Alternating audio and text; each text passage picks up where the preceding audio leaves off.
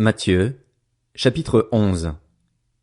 Lorsque Jésus eut fini de donner ses instructions à ses 12 disciples, il partit de là pour enseigner et prêcher dans leur ville. Or, dans sa prison, Jean avait entendu parler de ce que faisait Christ. Il envoya 2 de ses disciples lui demander, « Es-tu celui qui doit venir ou devons-nous en attendre un autre ?» Jésus leur répondit, « Allez rapporter à Jean ce que vous entendez et ce que vous voyez.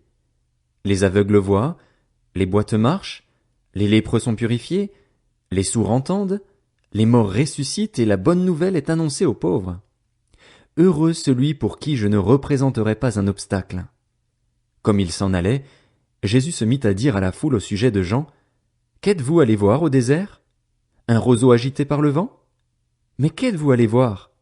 Un homme habillé de tenues élégantes? Ceux qui portent des tenues élégantes sont dans les maisons des rois.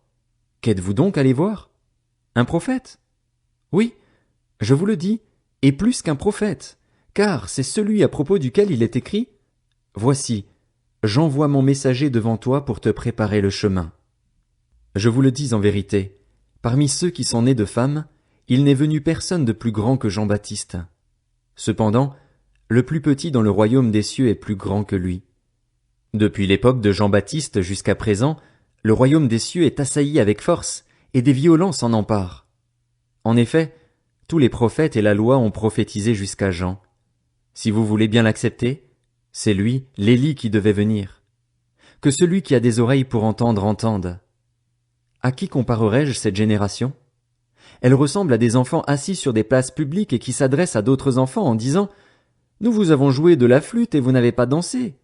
Nous vous avons entonné des chants funèbres et vous ne vous êtes pas lamentés. » En effet, Jean est venu, il ne mange pas et ne boit pas, et l'on dit « Il a un démon. » Le Fils de l'homme est venu, il mange et il boit, et l'on dit « C'est un glouton et un buveur, un ami des collecteurs d'impôts et des pécheurs. » Mais la sagesse a été reconnue juste par ses enfants. Alors Jésus se mit à faire des reproches aux villes dans lesquelles avaient eu lieu la plupart de ses miracles, parce qu'elles n'avaient pas changé d'attitude. Malheur à toi, Chorazin, malheur à toi, Bethsaïda, car si les miracles accomplis au milieu de vous l'avaient été dans Tyr et dans Sidon, il y a longtemps que leurs habitants se seraient repentis, habillés d'un sac et assis dans la cendre. C'est pourquoi je vous le dis, le jour du jugement, Tyr et Sidon seront traités moins sévèrement que vous. Et toi, Capernaüm, seras-tu élevé jusqu'au ciel? Non.